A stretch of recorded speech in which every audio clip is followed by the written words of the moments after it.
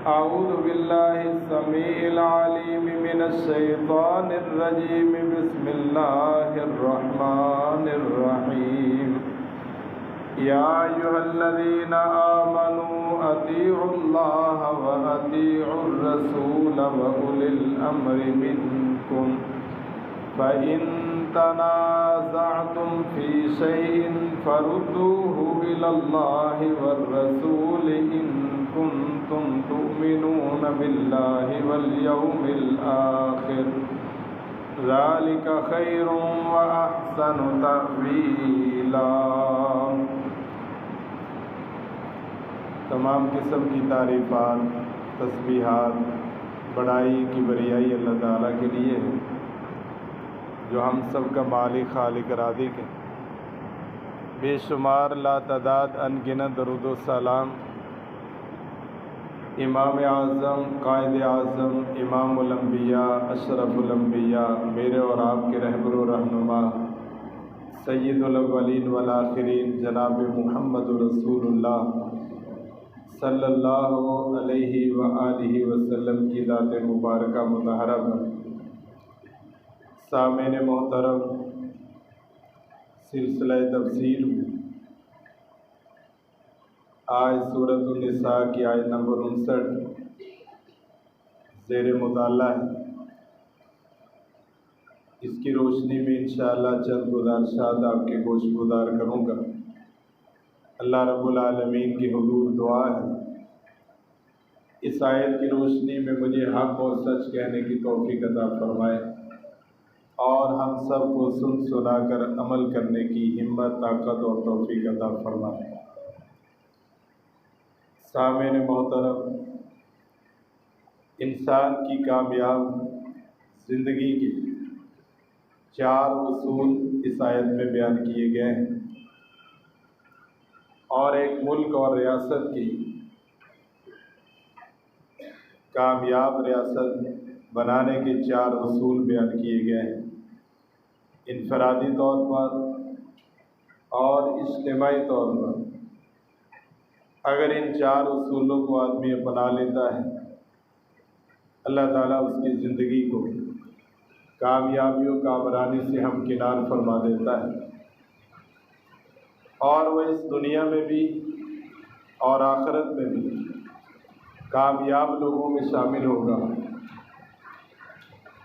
پہلا اصول یہ ہے یا ایھا الذین آمنوا اطیعوا اللہ، اے ایمان والو اللہ تعالیٰ کی اطاعت کرو. دوسرا اصول یہ ہے وَأَطِیعُوا الرَّسُولَ، اور رسول اللہ صلی اللہ علیہ وسلم کی اطاعت کرو. تیسرا اصول یہ ہے وَأُولِي الْأَمْرِ مِنکُم، جو تمہارے صاحب اقتدار لوگ ہیں، مسلمان حکمران ہیں یا علماء دین ہیں، ان کی بات کو مانو. اور تیسرا اصول یہ ہے، چوتھا فَإِن تَنَازَعْتُمْ فِي شَيْءٍ فَرُدُّوهُ إِلَى اللَّهِ وَالرَّسُولِ، جب آپس میں اختلاف ہو جائے، تنازع ہو جائے، جھگڑا ہو جائے، بحث و مباحثہ ہو جائے، فَرُدُّوهُ إِلَى اللَّهِ وَالرَّسُولِ، پھر اللہ اور اس کے رسول کی طرف پلٹ آؤ. یہ 4 اصول ہیں انسان کی ذاتی زندگی میں یا اجتماعی طور پر ایک اسٹیٹ اور ریاست کی کامیابی کے لیے یہ 4 اصول ہیں.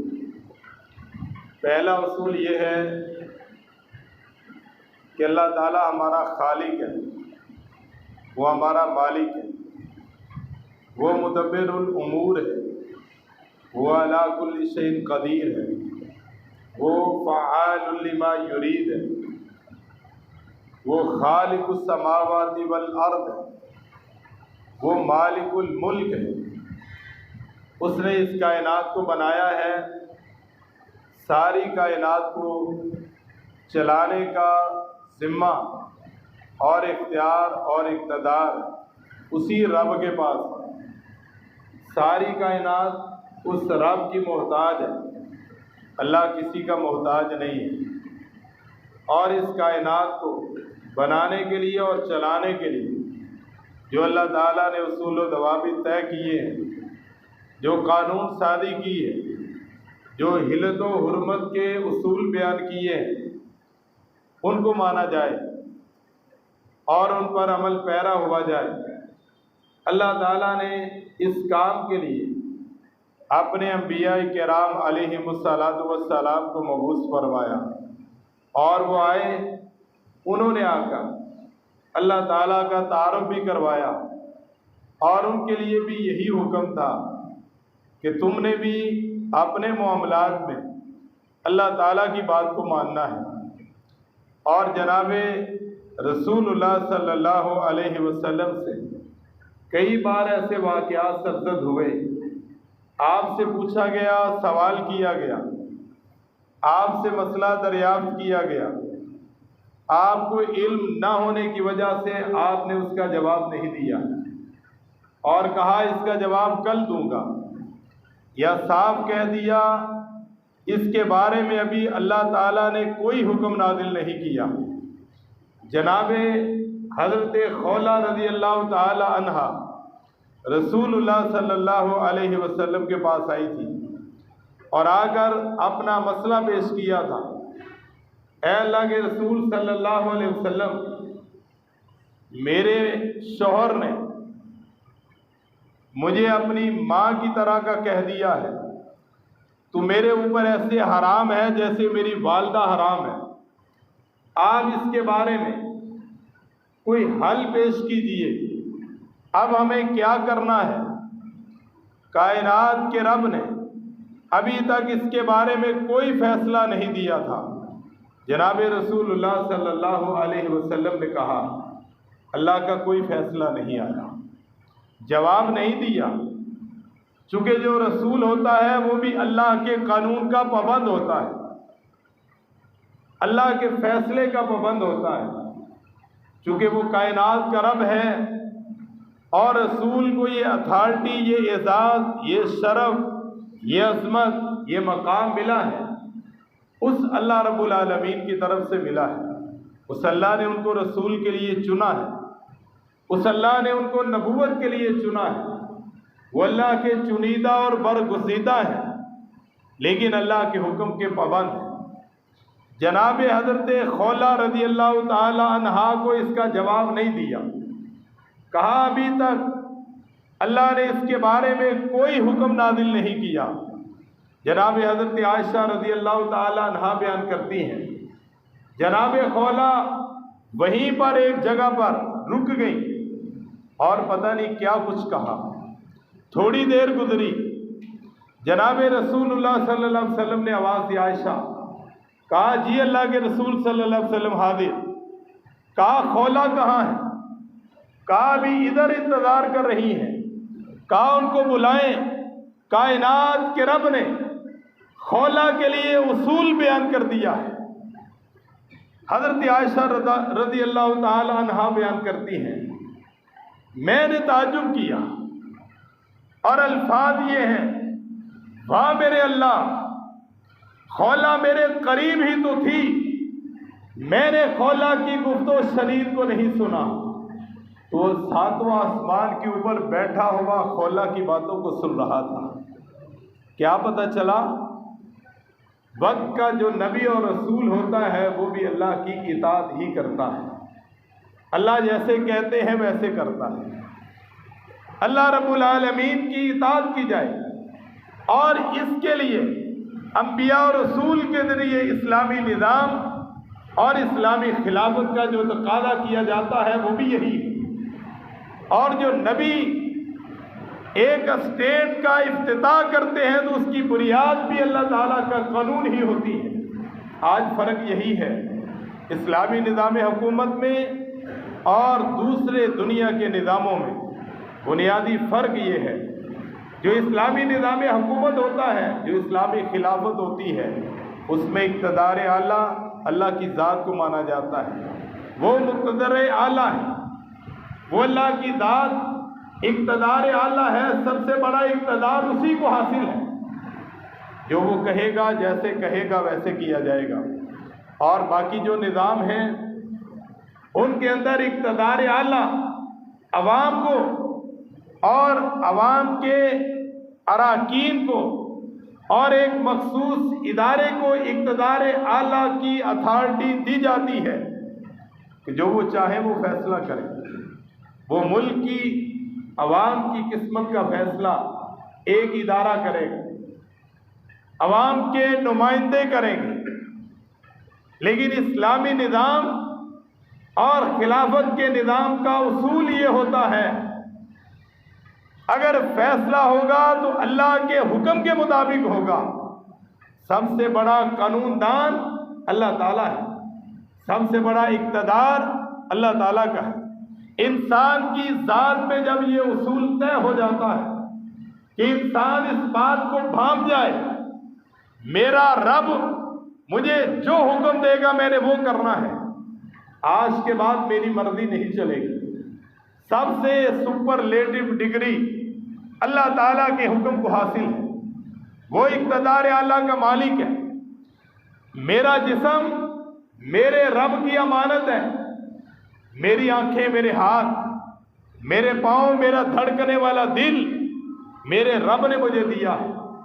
میرے ماں باپ، میرے بہن بھائی، مال و متاع، جائیداد، کاروبار، بزنس سب میرے رب کی عطا ہے.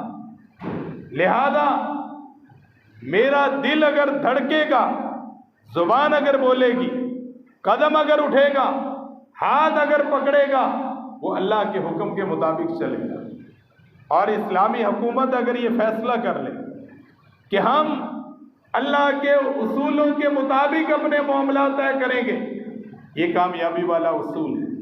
چاہے وہ انسان ذاتی طور پر، انفرادی طور پر اس کا عزم کر لے، یا اجتماعی طور پر باسیط قوم ایک ملک کی حیثیت سے اگر نمائندے، حکام بالا، حکمران اس بات کا ارادہ اور نیت کریں اور عزم کریں کہ ہماری سلطنت کے اندر، ہماری حکومت کے اندر جو اللہ کے فیصلے ہیں ان کو مانا جائے گا، اللہ کی طرف سے رحمت و برکات ہوگی.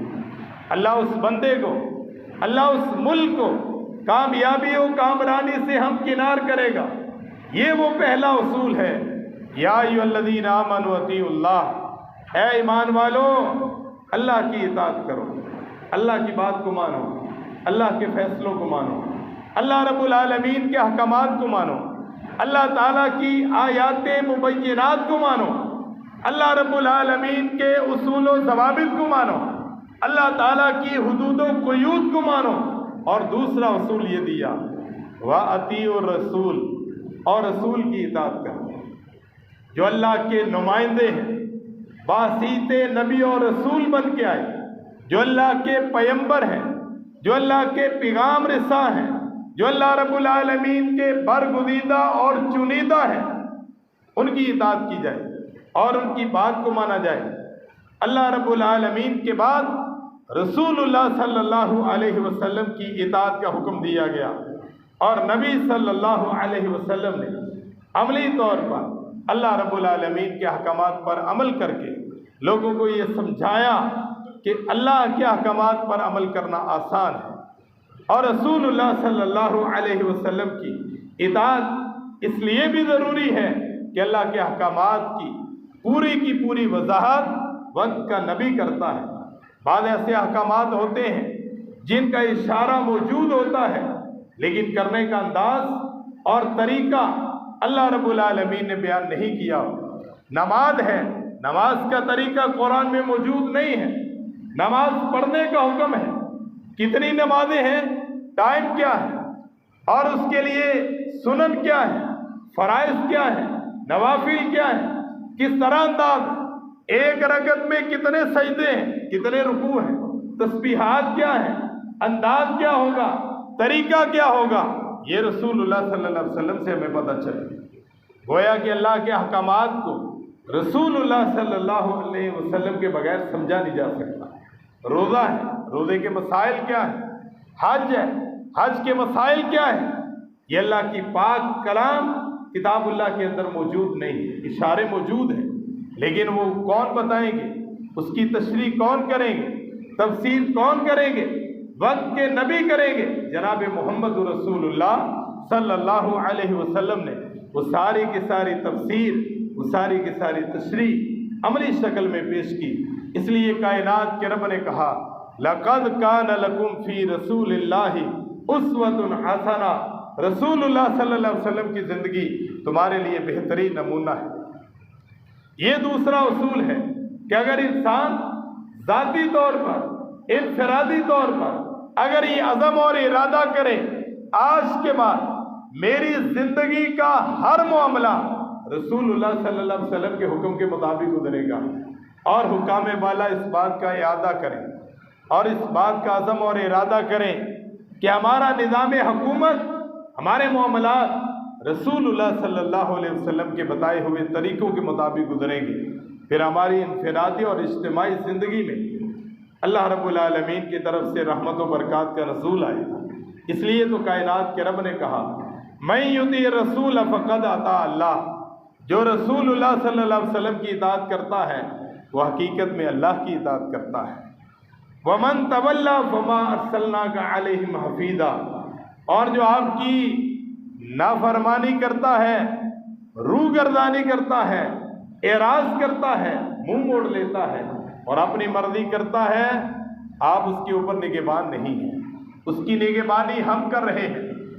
کل قیامت کے دن ہمارے پاس آئے گا، ہم اس کو بتائیں گے تیرا کون سا عمل رسول اللہ صلی اللہ علیہ وسلم کے طریقے کے مطابق تھا اور کون سا عمل تمہاری اپنی خواہشات کے مطابق تھا۔ اور رسول اللہ صلی اللہ علیہ وسلم کے بارے میں کائنات کے رب نے تو کہا وما ينطق عن الهوى ان هو الا وحی یوحی، آپ کا انداز تو یہ ہے آپ دین کے بارے میں، شریعت کے بارے میں اتنی دیر تک بات نہیں کرتے جب تک اللہ تعالیٰ کی طرف سے وحی نہیں آ جاتی۔ جیسے میں نے حضرت خولا کی بات کی، ایسے رسول اللہ صلی اللہ علیہ وسلم سے اور بھی سوالات کیے گئے۔ آپ نے ایک بار تو کہا میں کل بتاؤں گا، اس کی وجہ ابھی اللہ کی طرف سے اس کا ارشاد نہیں ہوا، اللہ کی طرف سے اس مسئلے کا حل نہیں آیا۔ اور رسول اللہ صلی اللہ علیہ وسلم جبرائیل آتے ہیں، وہ بولتے ہیں، آ کر بیان کرتے ہیں تو رسول اللہ صلی اللہ علیہ وسلم اس کی وضاحت فرما دیتے ہیں، اور جبرائیل اتنی دیر نہیں بولتے جب تک کائنات کا رب نہیں بولتا۔ کائنات کا رب بولتا ہے، کائنات کا رب بھیجتا ہے، کائنات کا رب حکم دیتا ہے، جبریل تب آتے ہیں۔ جبریل بھی اپنی مرضی سے آتے نہیں آتے، اور رسول اللہ صلی اللہ علیہ وسلم بھی دین کے بارے میں اپنی مرضی سے بات نہیں کرتے۔ وما ينطق عن الهوى ان هو الا وحی یوحی، اپنی خواہش کے مطابق نہیں بولتے، اللہ کی وحی کی روشنی میں بولتے ہیں۔ اور اس لیے کہا ما آتاکم الرسول فخذوہ وما نہاکم عنہ فانتہوا، جو رسول تمہیں دے دے وہ لے لو اور جس سے روکے رک جاؤ۔ اصول یہ ہے، ہماری زندگی کا اصول یہ ہونا چاہیے، ہمارے رسول نے جو کرنے کا حکم دیا وہ کریں گے، اور جس سے منع کر دیا ہے اس سے منع ہو جائیں گے۔ جس کی اجازت دی ہے وہ کریں گے، اور جیسے کرنے کا حکم دیا اور کر کے دکھایا ہے ویسے کریں گے، اور جس سے منع کر دیا ہے ساری دنیا بھی کہتی رہے وہ نہیں کریں گے۔ ساری دنیا کا طریقہ رسول اللہ صلی اللہ علیہ وسلم کے طریقے کا مقابلہ نہیں کر سکتا، ساری دنیا کی باتیں رسول اللہ صلی اللہ علیہ وسلم کی بات کا مقابلہ نہیں کر سکتی۔ اصول یہ ہے، اور صحیح مسلم کی روایت تو یہ ہے، آپ نے فرمایا من اطاعنی فقد اطاع اللہ ومن عصانی فقد عصى اللہ، جس نے میری اطاعت کی اس نے اللہ کی اطاعت کی، اور جس نے میری نافرمانی کی اس نے اللہ کی نافرمانی کی۔ چونکہ آپ کی بات اللہ کی بات ہے، آپ کا فرمان اللہ کا فرمان ہے، اس سے یہ پتہ چلتا ہے حدیث کی ویلیو بھی وہی ہے جو قرآن کی ویلیو ہے۔ اگر قرآن کا انکار کرنے والا اللہ کے ہاں قابل قبول نہیں ہے، حدیث کا انکار کرنے والا بھی اللہ کے ہاں قابل قبول نہیں ہے۔ اور اس لیے رسول اللہ صلی اللہ علیہ وسلم نے خود فرما دیا صحیح بخاری کے اندر کل امتی یدخلون الجنہ الا من ابا، میری ساری کی ساری امت جنت میں جائے گی سوائے اس کے جس نے جنت میں جانے سے انکار کر دیا۔ صحابہ نے پوچھا تھا اے اللہ کے رسول صلی اللہ علیہ وسلم، جنت میں جانے سے کون انکار کرے گا؟ آپ نے فرمایا من اطاعنی دخل الجنہ، جو میری اطاعت کرے گا وہ تو جنت میں جائے گا، ومن عصانی فقد ابا، اور جس نے میری نافرمانی کی وہ ایسے ہے جیسے جنت میں جانے سے خود انکار کر رہا ہے۔ اور رسول اللہ صلی اللہ علیہ وسلم کی بات اگر بغیر عذر پتہ بھی چل جائے اور پھر بھی اس کو حقیر جان کر اگر انسان قبول نہیں کرتا تو انسان کے لیے یہ تباہی و بربادی کا سبب ہے۔ جناب حضرت علی رضی اللہ تعالی عنہ بیان کرتے ہیں، حضرت سلمہ بن اکوع رضی اللہ تعالی عنہ کے حوالے سے بیان کیا جاتا ہے، نبی صلی اللہ علیہ وسلم نے دیکھا ایک آدمی اپنے بائیں ہاتھ سے کھا رہا تھا، بائیں ہاتھ سے کھانا پینا جاری تھا۔ آپ نے فرمایا دائیں ہاتھ سے کھاؤ۔ جب اس نے نظر اٹھائی آپ پہ نظر پڑی اور اس نے تکبر کرتے ہوئے کہا میں ایسا نہیں کر سکتا، دائیں ہاتھ سے نہیں کھا سکتا۔ صحابی بیان کرتے ہیں، راوی بیان کرتے ہیں، رسول اللہ صلی اللہ علیہ وسلم نے فرمایا اگر تو ایسا نہیں کر سکتا تو کر بھی نہ سکے۔ پتا تھا کھا سکتا تھا، ہاتھ درست تھا، لیکن تکبر کی وجہ سے آپ کی بات کو ہلکا سمجھتے ہوئے، معمولی جانتے ہوئے کہا میں نہیں کھا سکتا۔ کہا اگر تو نہیں کھا سکتا تو کھا بھی نہ سکے۔ راوی کہتے ہیں اس کے بعد زندگی بھر جب تک وہ زندہ رہا دائیں ہاتھ کو اٹھا نہیں سکا۔ آج ہم رسول اللہ صلی اللہ علیہ وسلم کی سنت کو معمولی سمجھتے ہیں اور اگر کہا جائے تو آگے سے جواب ملتا ہے یہ سنت ہی ہے نا، کر لیں تو پھر بھی ٹھیک ہے، نہ کریں تو پھر بھی، کر لیں تو ٹھیک ہے، نہ کریں تو پھر بھی کیا حرج ہے۔ یہ کس نے فارمولہ دے دیا؟ نبی کی سنت ہو اور اس کا انکار کیا جائے اور اس کو معمولی سمجھا جائے۔ آپ کی بات کو نہ ماننے کی وجہ سے زندگی بھر اپنا ہاتھ نہیں اٹھا سکا کہ رسول اللہ کی بات کو ہلکا سمجھتے ہوئے اور حقیر سمجھتے ہوئے انکار کر دیا۔ آج ہم کتنی باتیں اس لیے چھوڑ دیتے ہیں کہ یہ رسول اللہ صلی اللہ علیہ وسلم کی سنت ہے، جبکہ کائنات کے رب نے کہا وَمَن يُشَاقِقِ الرَّسُولَ مِن بَعْدِ مَا تَبَيَّنَ لَهُ الْهُدَىٰ وَيَتَّبِعْ غَيْرَ سَبِيلِ الْمُؤْمِنِينَ نُوَلِّهِ مَا تَوَلَّىٰ وَنُصْلِهِ جَهَنَّمَ وَسَاءَتْ مَصِيرًا۔ جو رسول اللہ صلی اللہ علیہ وسلم کی نافرمانی کرتا ہے، آپ کے طریقے کے خلاف چلتا ہے، آپ کی حدیث کے خلاف عمل کرتا ہے، آپ کی سنت کو چھوڑ رہا ہے، آپ کی مخالفت کر رہا ہے، من بعد ما تبین لہ الہدیٰ، ہدایت کے آ جانے کے بعد، مسئلے کا پتہ چل جانے کے بعد، سنت کا پتہ چل جانے کے بعد، رسول اللہ صلی اللہ علیہ وسلم کے طریقے کا پتہ چل جانے کے بعد بھی اگر رسول اللہ صلی اللہ علیہ وسلم کی مخالفت کرتا ہے، نوَلِّهِ مَا تَوَلَّىٰ، ہمارے نبی کے طریقے کو چھوڑ کر جس طریقے کو وہ اپنا رہا ہے ہم بھی اس کو اسی کے طریقے پہ لگا دیتے ہیں۔ لیکن یاد رکھے انجام کے حساب سے یہ اچھا نہیں ہے۔ وَنُصْلِهِ جَهَنَّمَ، ہم اس کو جہنم رسید کر دیں گے، وَسَاءَتْ مَصِيرًا، اور یہ بہت برا ٹھکانہ ہے۔ جہنم کو اچھی جگہ نہیں ہے۔ اس آیت سے پتہ چلا اگر رسول اللہ صلی اللہ علیہ وسلم کی مخالفت کی جائے، آپ کی بات کو نہ مانا جائے، آپ کی سنت اور حدیث پر عمل نہ کیا جائے، انسان کی آخرت برباد ہو جاتی ہے اور اس کا ٹھکانہ جہنم ہو جاتا ہے۔ چاہے وہ شب زندہ دار کیوں نہ ہو، عبادت گزار کیوں نہ ہو، چاہے تہجد کا اہتمام کرنے والا ہے، ذکر و اذکار کرنے والا ہے، اگر رسول اللہ صلی اللہ علیہ وسلم کی سنت کے مطابق نہیں ہے، اللہ کے ہاں اس کی کوئی ویلیو نہیں ہے۔ آپ کا ارشاد گرامی ہے، من عمل عملا لیس علیہ امرنا فہو رد، جس نے ایسا عمل کیا جو ہمارے طریقے کے مطابق نہیں ہے، اللہ کے ہاں وہ قابل قبول نہیں ہے، وہ مردود ہے۔ اللہ کو ایسے عمل کی کوئی پرواہ نہیں۔ ساری رات عبادت کرنے والا رسول اللہ صلی اللہ علیہ وسلم کے طریقے کے خلاف ہے، اللہ کو اس کی عبادت کی کوئی پرواہ نہیں۔ اللہ یہ دیکھنا چاہتا ہے کہ میرے نبی، میرے پیغمبر، میرے رسول کی بات کو کتنا مانا ہے۔ اور دین آنے والوں نے یہ سوال کیا اور عزم کیا تھا، جب آپ کی رات کی عبادت میں پوچھا گیا،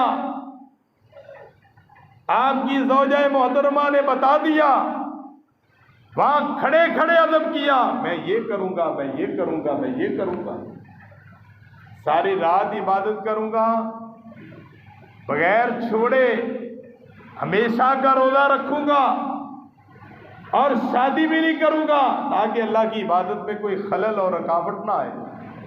آپ نے کیا کہا تھا؟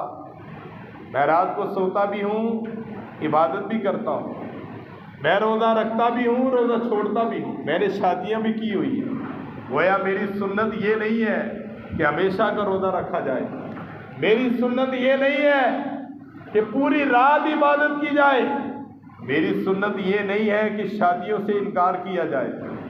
یہ بات کرنے کے بعد آپ نے فرمایا تھا، من راغب عن سنتی فلیس منی، جو میری سنت سے اعراض کرتا ہے، منہ پھیرتا ہے، اس کا میرے ساتھ کوئی تعلق نہیں۔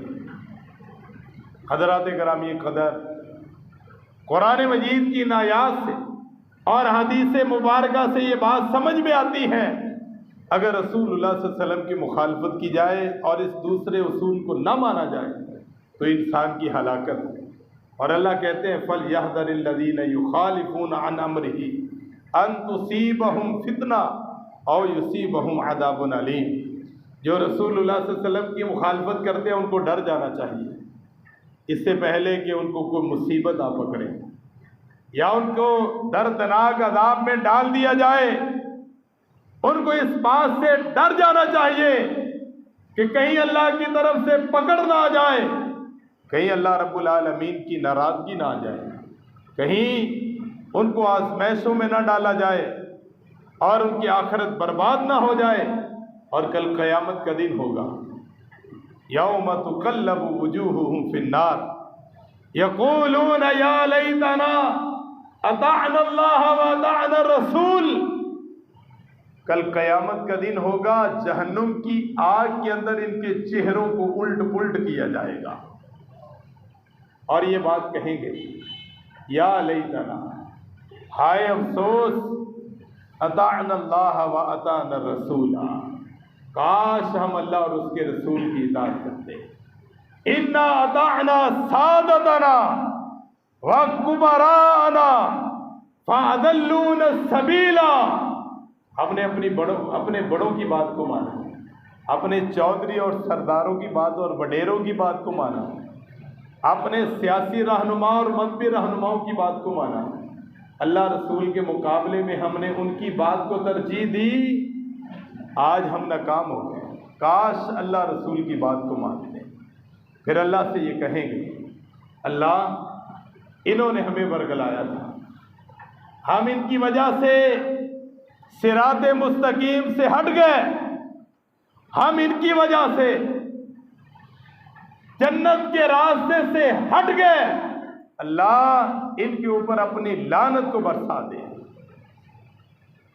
اللہ ان کو دگنا عذاب دے، وَلْعَنْهُمْ لَعْنًا كَبِيرًا، اللہ ان کے اوپر بڑی لعنت کر دے۔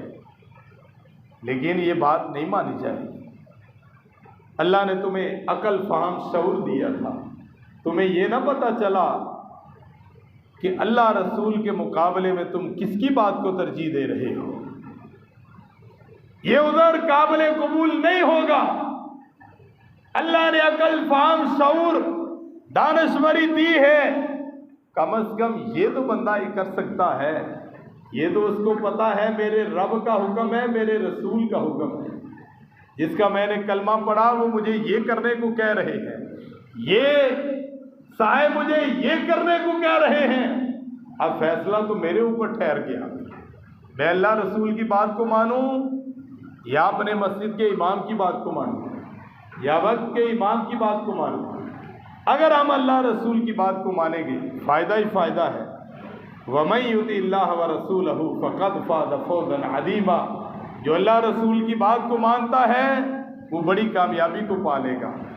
اور فرمایا فَإِن تُطِيعُوا يَغْفِرْ لَكُمْ، اگر تم اللہ کے رسول کی اطاعت کرو گے اللہ تمہیں معاف بھی فرما دے گا، اللہ تمہاری بخشش بھی فرمائے گا۔ قُلْ إِن كُنتُمْ تُحِبُّونَ اللَّهَ فَاتَّبِعُونِي يُحْبِبْكُمُ اللَّهُ، اگر تم اللہ سے محبت کرتے ہو پھر رسول اللہ کی اتباع کرو، اللہ تم سے محبت کرے گا، تمہارے گناہ بھی معاف فرما دے گا۔ اور رسول اللہ صلی اللہ علیہ وسلم کی اطاعت کے بارے میں فرمایا وَأَطِيعُوا اللَّهَ وَالرَّسُولَ لَعَلَّكُمْ تُرْحَمُونَ، اللہ اور اس کے رسول کی اطاعت کرو تاکہ تمہارے اوپر رحمت کا نزول کیا جائے۔ اگر اللہ کی رحمت کو لینا چاہتے ہیں پھر اللہ اور اس کے رسول کی اطاعت کو کرنا لازم ہے۔ اور اس لیے فرمایا وَمَن يُطِعِ اللَّهَ وَرَسُولَهُ يُدْخِلْهُ جَنَّاتٍ تَجْرِي مِن تَحْتِهَا الْأَنْهَارُ وَمَن يَتَوَلَّ يُعَذِّبْهُ عَذَابًا أَلِيمًا، جو اللہ رسول کی اطاعت کرے گا اللہ اس کو باغات میں جن کے نیچے سے نہریں بہتی ہوں گی اللہ وہاں داخل کرے گا۔ وَمَن يَتَوَلَّ يُعَذِّبْهُ عَذَابًا أَلِيمًا، اور جو رسول اللہ صلی اللہ علیہ وسلم کی نافرمانی کرے گا اللہ اسے دردناک عذاب دے گا۔ یہ ہمارے سامنے کھول کر اللہ نے بیان کیا۔ وَمَن يُطِعِ اللَّهَ وَالرَّسُولَ فَأُولَٰئِكَ مَعَ الَّذِينَ أَنْعَمَ اللَّهُ عَلَيْهِم مِّنَ النَّبِيِّينَ وَالصِّدِّيقِينَ وَالشُّهَدَاءِ وَالصَّالِحِينَ وَحَسُنَ أُولَٰئِكَ رَفِیقًا، جو اللہ رسول کی اطاعت کرنے والا ہے کل قیامت کا دن ہوگا اللہ اس کو انبیاء کے ساتھ جگہ دے گا، اللہ شہداء کے ساتھ، صدیقین کے ساتھ، نیک لوگوں کا ساتھ نصیب فرمائے گا۔ اور جو اللہ رسول کی بات کو نہیں مانتا اللہ اس کو یہ سعادت نہیں دے گا۔ اور اسی طرح تیسرا اصول یہ ہے وَأُولِي الْأَمْرِ مِنْكُمْ، کامیاب زندگی گزارنے کا تیسرا اصول یہ ہے، اور ایک کامیاب اسٹیٹ اور ریاست کا تیسرا اصول یہ ہے، انفرادی اور اجتماعی طور پر کامیاب زندگی کا تیسرا اصول وَأُولِي الْأَمْرِ مِنْكُمْ، صاحب اقتدار، حکام والا، وقت کے مسلمان حکمران ان کی بات کو مانا جائے، وقت کے علماء، وقت کے محدث، وہ جن کا علم اس پائے کا ہے اس کی بات کو مانا جائے، اس کی بات سے اختلاف نہ کیا جائے۔ لیکن اللہ نے اطیع اللہ کہا، واطیع الرسول کہا، آگے اطیعوا اولی الامر نہیں کہا، اولی الامر کہا، اللہ کے ساتھ بھی اطیعوا کہا، رسول کے ساتھ بھی اطیعوا کہا، لیکن اولی الامر کے ساتھ اطیعوا نہیں کہا، واولی الامر کہا۔ کیا مطلب ہے؟ مفسرین نے لکھا ہے اس کا مطلب یہ ہے اللہ کی اطاعت غیر مشروط ہے، رسول اللہ صلی اللہ علیہ وسلم کی اطاعت غیر مشروط ہے، اولی الامر کی اطاعت مشروط ہے۔ اللہ کی اطاعت غیر مشروط ہے، ہر معاملے میں کی جائے گی، رسول اللہ صلی اللہ علیہ وسلم کی اطاعت غیر مشروط ہے، ہر معاملے میں کی جائے گی۔ لیکن حکام بالا، مذہبی رہنما، مذہبی پیشوا، ان کی اطاعت غیر مشروط نہیں ہے، مشروط ہے۔ اگر وہ اللہ اور اس کے رسول کے حکم کے مطابق ہوگی تو ان کی بات کو مانا جائے گا، ورنہ ان کی بات کو نہیں مانا جائے گا، ورنہ ان کی بات قابل قبول نہیں ہوگی۔ جناب حضرت علی رضی اللہ تعالیٰ عنہ بیان کرتے ہیں رسول اللہ صلی اللہ علیہ وسلم نے ایک لشکر کو روانہ کیا اور اس کا امیر جناب حضرت عبداللہ بن حذافہ رضی اللہ تعالیٰ عنہ کو بنایا اور ساتھ نصیحت بھی کی امیر کی اطاعت کا۔ دوران سفر امیر کسی بات سے ناراض ہو گیا. امیر نے ساتھیوں کو کہا کہ یا رسول اللہ صلی اللہ علیہ وسلم نے تمہیں میری اطاعت کرنے کا نہیں کہا تھا، میری بات ماننے کا نہیں کہا تھا. کہا کیوں نہیں کہا تھا؟ کہا تھا امیر کی اطاعت کرنا. کہا جاؤ لکڑیاں لے کے آؤ. لکڑیوں کو لایا گیا، ایک جگہ پہ جمع کر دیا گیا. کہا اس کو آگ لگا دو. آگ کو لگا دیا گیا. کہا اس میں کود جاؤ، چھلانگے مارو. ایک نے کہا رک جاؤ، آگ سے بچنے کے لیے تو ہم نے رسول اللہ کا کلمہ پڑھا تھا، آگ سے بچاؤ کے لیے تو ہم نے اسلام قبول کیا تھا. اگر آج آگ کے اندر ہی جلنا تھا تو میری اسلام قبول کرنے کا کیا فائدہ تھا؟ کہا نہیں چھلانگ ماریں گے جب تک اس بات کی تصدیق رسول اللہ سے نہ کروا لیں گے صلی اللہ علیہ وسلم. آئے اور واپس آ کر سارا واقعہ سنایا. اللہ کے رسول یہ ہوا ہے. آپ نے فرمایا اگر اس کی بات مانتے ہوئے تم آگ کے اندر چھلانگ لگا دیتے پھر آخر تک جہنم کی آگ کے اندر ہی جلتے رہتے. جناب حضرت علی رضی اللہ تعالیٰ عنہ بیان کرتے ہیں جب آپ کو یہ قصہ سنایا گیا آپ نے کہا تھا لا طاعت فی معصیت اللہ، اللہ کی نافرمانی میں کسی کی اطاعت نہیں کی جائے گی.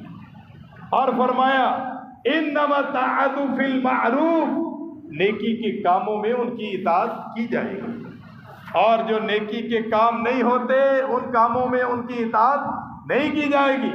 اطاعت صرف اور صرف نیکی کے کاموں میں ہے. اور آپ نے ایک اصول بیان کیا لا طاعت للمخلوق فی معصیت الخالق، اللہ کو ناراض کر کے مخلوق کی اطاعت نہیں کی جاتی. ایسے کاموں میں مخلوق میں سے کسی کی بھی اطاعت نہیں کی جائے گی جس کے کرنے سے کائنات کا رب ناراض ہوتا ہو. لہذا اولی الامر کی اطاعت، ان کی بات، ان کا فیصلہ یہ مشروط ہے. اگر اللہ اور اس کے رسول کے حکم کے مطابق ہوگا تو ان کی بات کو مانا جائے گا، ورنہ ان کی بات کو نہیں مانا جائے گا. اور چوتھا اور آخری اصول یہ ہے فَإِن تَنَازَعْتُمْ فِي شَيْءٍ فَرُدُّوهُ إِلَى اللَّهِ وَرَسُولِهِ، اگر تمہارا کسی سے اختلاف ہو جاتا ہے، تنازع ہو جاتا ہے، جھگڑا ہو جاتا ہے، فَرُدُّوهُ إِلَى اللَّهِ وَرَسُولِهِ، پھر اللہ اور اس کے رسول کی طرف پلٹ آؤ. اختلاف کس سے ہوگا؟ اللہ سے اختلاف ہو سکتا ہے؟ نہیں ہو سکتا. ہمارا رسول اللہ سے کسی بات میں اختلاف ہو سکتا ہے؟ نہیں ہو سکتا. وقت کے حکمران سے ہمارا اختلاف ہو سکتا ہے؟ ہو سکتا ہے. وقت کے علماء سے ہمارا اختلاف ہو سکتا ہے کہ نہیں؟ ہو سکتا ہے. میں تو کہتا ہوں ائمہ سے بھی ہمارا اختلاف ہو سکتا ہے، تابعین سے بھی اختلاف ہو سکتا ہے، صحابہ سے بھی اختلاف ہو سکتا ہے، لیکن اللہ اور رسول سے اختلاف ہو سکتا نہیں ہو سکتا. اگر اختلاف ہو جائے، صحابہ کا آپس میں اختلاف ہوا، ایک نے کہا یہ اللہ کے رسول کا حکم ہے، دوسرے نے کہا مجھے نہیں پتا، لیکن جب پتہ چل گیا پھر اپنا موقف بدل لیا. پتہ چل گیا پھر اپنا موقف کیا کر لیا؟ بدل لیا.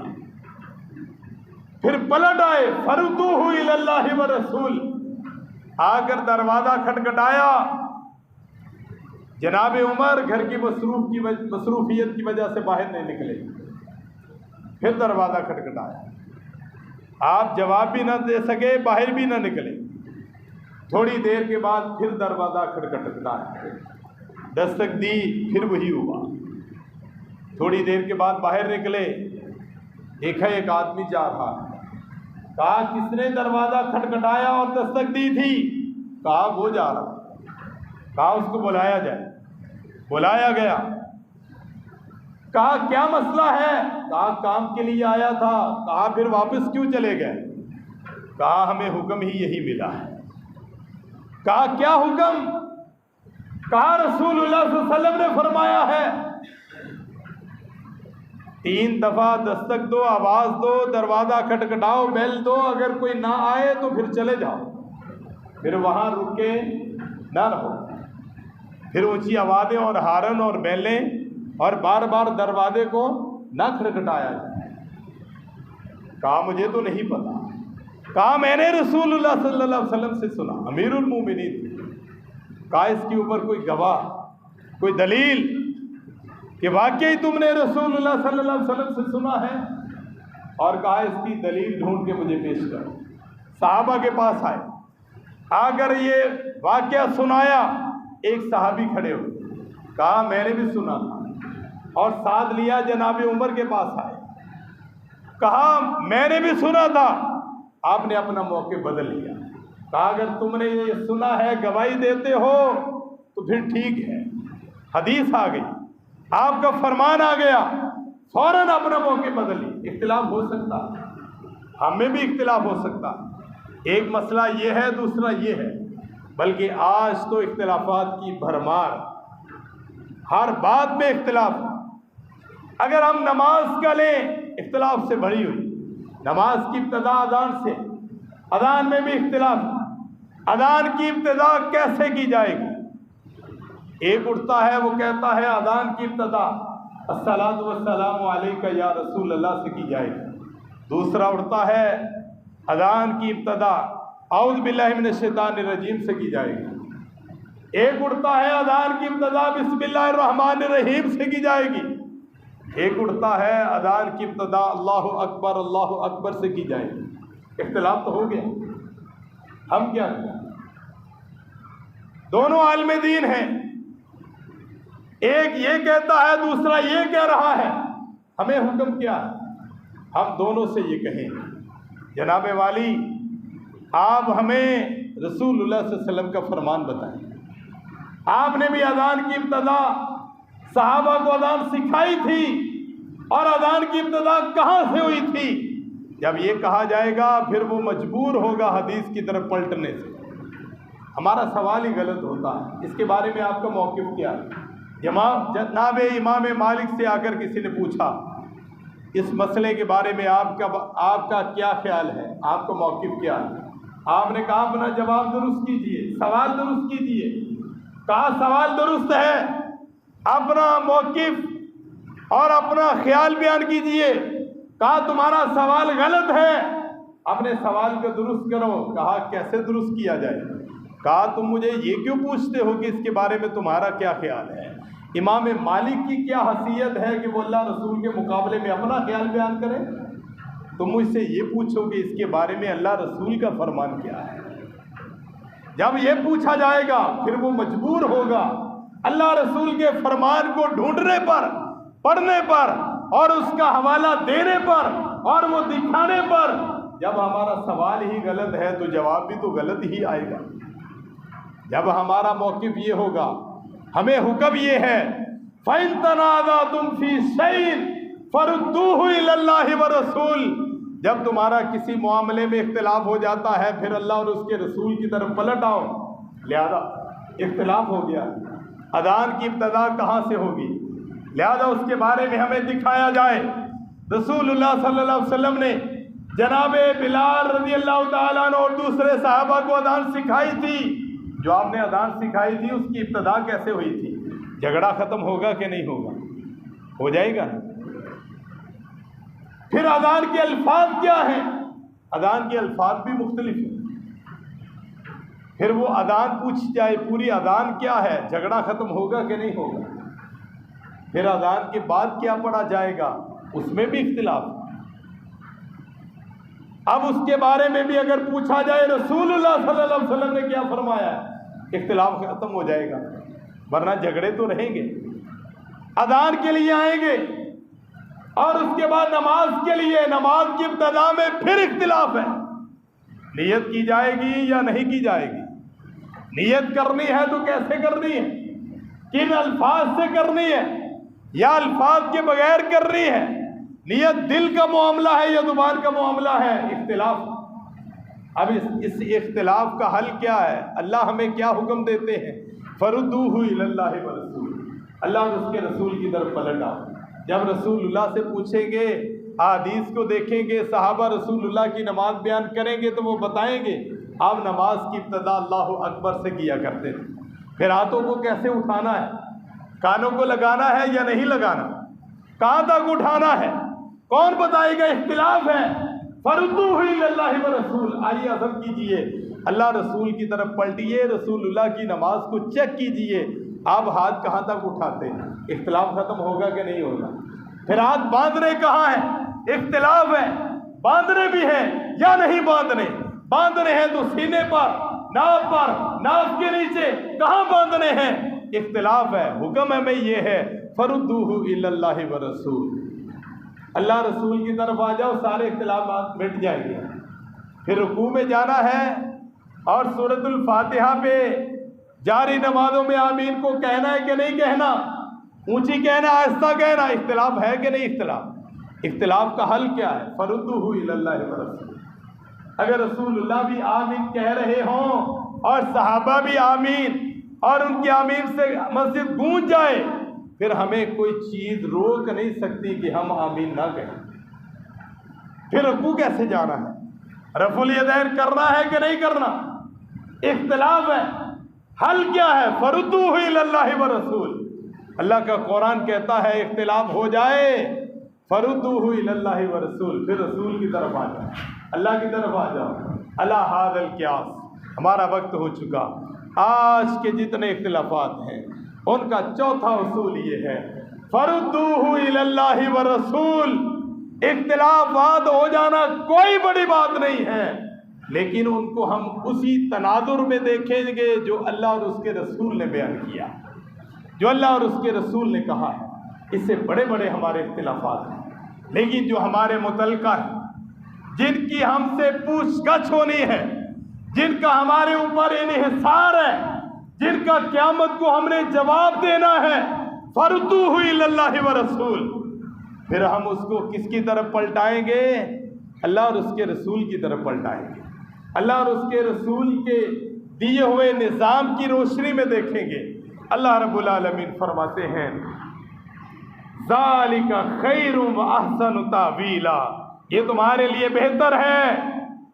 یہ نہ کہیں جتھے کوئی لگا لگا رہنے دو، یہ نہ کہیں اپنا چھوڑو نہیں کسی کو چھیڑو نہیں۔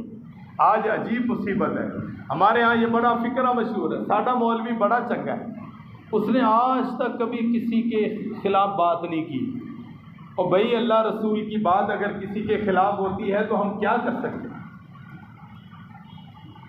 اگر یہی فارمولہ ہمارے ہاں تھا تو رسول اللہ صلی اللہ علیہ وسلم طائف کی بستی میں جا کر پتھر کیوں کھاتے؟ آپ کے اوپر اوجریاں کیوں ڈالی گئی؟ آپ کو لوگوں نے پاگل اور دیوانہ اور مجنون کیوں کہا؟ یہ فارمولہ تو ان کے پاس بھی تھا کہ ایک دن آپ کے رب کی عبادت کر لیتے ہیں، اگلے دن آپ آ جانا ہم لات منات عزا کی عبادت کریں گے، آپ کا رب بھی راضی، یہ ہمارے سفارشی بھی راضی رہیں گے۔ کائنات کے رب کو یہ اصول پسند نہیں آیا، جبریل کو بھیجا اور کہا قل یا ایھا الکافرون لا اعبد ما تعبدون ولا انتم عابدون ما اعبد ولا انا عابد ما عبدتم ولا انتم عابدون ما اعبد لکم دینکم ولی دین۔ یہ طریقہ اللہ کو پسند ہے، تیتر بٹیر والا اللہ کو پسند نہیں ہے۔ فردوہ الی اللہ ورسول۔ ہمیں ڈر کس کا ہے؟ کائنات کے رب کا ڈر نہیں ہے۔ عوام سے ڈریں گے، اللہ سے نہیں ڈریں گے تو کیا کامیابی ہو جائے گی؟ ہم لوگوں کو راضی کرتے کرتے کائنات کے رب کو ناراض کر لیں گے اور اپنی آخرت کو برباد کر لیں گے، یہ ہمارے لیے اچھا نہیں ہے۔ ذالک خیر، تمہارے لیے اچھا یہ ہے زندگی کے ہر موڑ پہ اللہ کی بات کو مانا جائے، رسول اللہ صلی اللہ علیہ وسلم کی بات کو مانا جائے اور اولی الامر کی مشروط بات کو مانا جائے، اور جب اختلاف ہو جائے پھر اللہ اور اس کے رسول کی طرف پلٹا جائے۔ یہ تمہارے لیے بہتر ہے، دنیا میں بھی